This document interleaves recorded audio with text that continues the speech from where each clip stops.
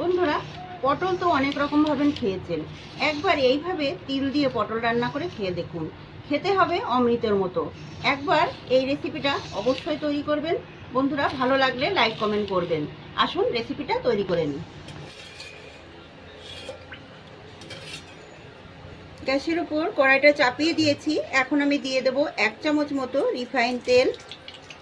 আপনারা যদি সর্ষের তেল খান তাহলে সর্ষের তেলটাই দিতে পারবেন। তেলটা গরম হয়ে গেছে, এবার আমি পটলগুলো ভেজে নেব।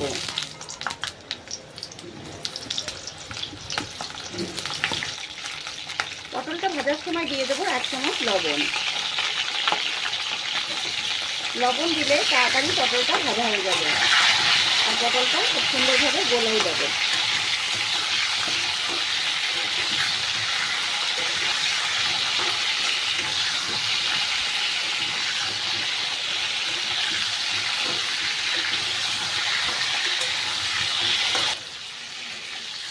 দেখুন, পটলটা আমার প্রায় ভাজা হয়ে এসেছে। পটল ভাজার সময় আপনারা হলুদ দেবেন না। পটলটা ভাজার সময় হলুদ দিলে পটল যে আমি ভাজতে ভাজতে যে তেলটা থাকে, তেলটা কিন্তু কালো হয়ে যায়। এরকমভাবে পটলটা ভাজা করলে তেলটা কিন্তু কালো হয় না আর তরকারিটা খুবই সুন্দর হয়। পটলগুলো ভাজা হয়ে গেছে, এবার তুলে নেব।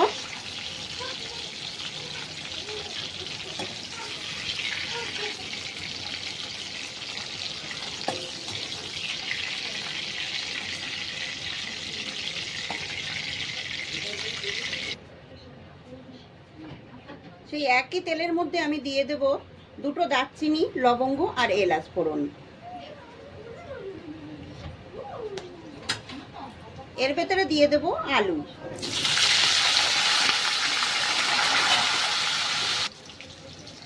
অল্প সামান্য একটু লবণ দিয়ে দেব। আলুটাকে ভালো করে ভেজে নেব।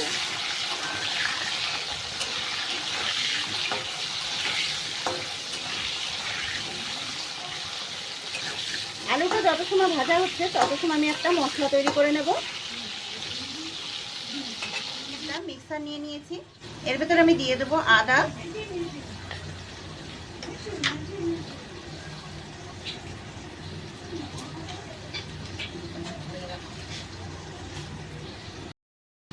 এখানে আমি দিয়ে দেব 2 চামচ তিল,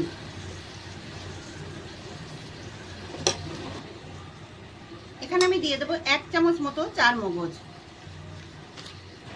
এর ভেতরে আমি দিয়ে দেব 2 চামচ মতো লঙ্কা গুঁড়ো,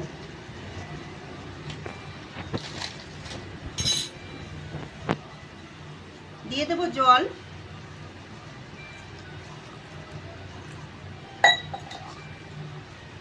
ভালো করে মশলাটাকে বেটে নিয়ে আসবো।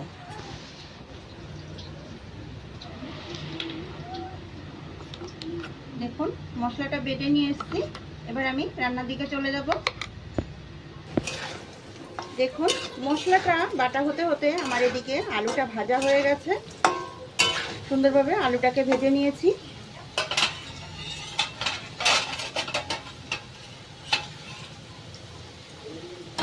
অল্প করে একটুখানি হলুদ দিয়ে দেব।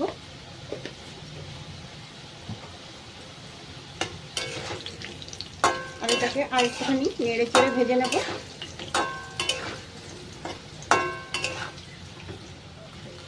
দেখুন, আলুটা আবার নেড়ে চেড়ে ভেজে নিয়েছি। এবার এর মধ্যে দিয়ে দেবো মশলাটা।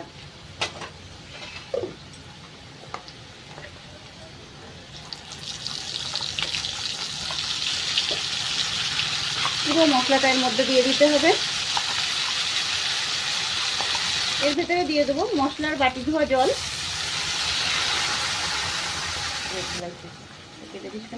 এর ভেতরে দিয়ে দেবো পটল। পটলটা দিয়ে ভালো করে কষিয়ে নিতে হবে। এইভাবে একবার পটল রান্না করলে আপনারা এই পটলের রেসিপিটা সব কিছুর সাথেই খেতে পারবেন। পোলাও, রাইস কিংবা রুটি বা পরোটা সব কিছুর সাথেই কিন্তু খেতে খুব ভালো লাগবে। পটলটাকে কষানো হয়ে গেছে, এখন আমি এর মধ্যে দিয়ে দেবো 2 চামচ মতো টক দই।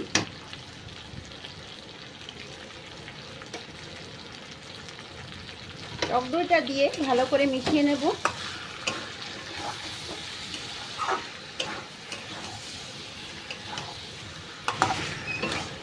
বন্ধুরা, এই পটলের রেসিপিটা যে খাবে সেই কিন্তু আপনার কাছে এর রান্নাটা জানতে চাইবে, কিভাবে আপনি রান্নাটা করলেন। এবার আমি এর ভিতরে একটু জল দিয়ে দেব। আর খুবই সহজ রান্নাটা, একদম অল্প উপকরণে এটা তৈরি হয়ে যায়।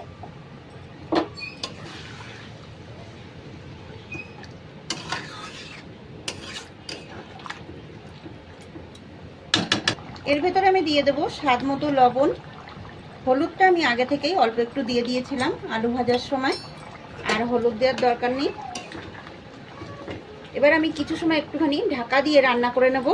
একটা থালা দিয়ে আমি একটু ঢাকা দিয়ে দেব।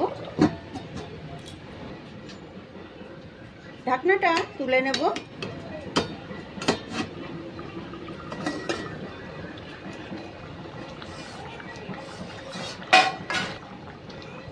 পটল আর আলুটা খুব সুন্দর গলে গেছে, দেখুন পটল আর আলুটা খুব সুন্দর গলে গেছে। এখন আমি এর মধ্যে দিয়ে দেব অল্প করে একটু পনির, কিন্তু পনিরটা আমি এখানে ঘষে দেব।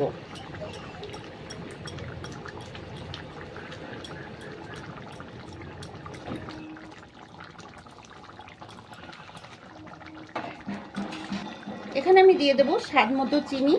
আপনারা যদি চিনি না খান তাহলে দেবেন না, কিন্তু চিনিটা দিলে খেতে কিন্তু খুব ভালো লাগে। তৈরি হয়ে গেছে আমার পটলের রেসিপিটা।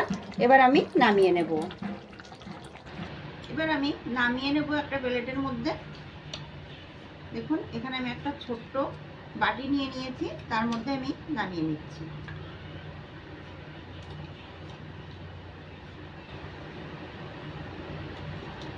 বন্ধুরা, পটলের এই রেসিপিটা কেমন লাগলো কমেন্টের মাধ্যমে জানাবেন। এই রেসিপিটা ভাত, রুটি, পরোটা, রাইস সবকিছুর সাথে আপনারা খেতে পারবেন। বন্ধুরা, এই পটল রেসিপিটা আপনাদের কেমন লাগলো কমেন্টে জানাবেন। ভালো লাগলে লাইক শেয়ার করবেন, সাবস্ক্রাইব করে পাশে থাকবেন। ভালো থাকবেন, সুস্থ থাকবেন।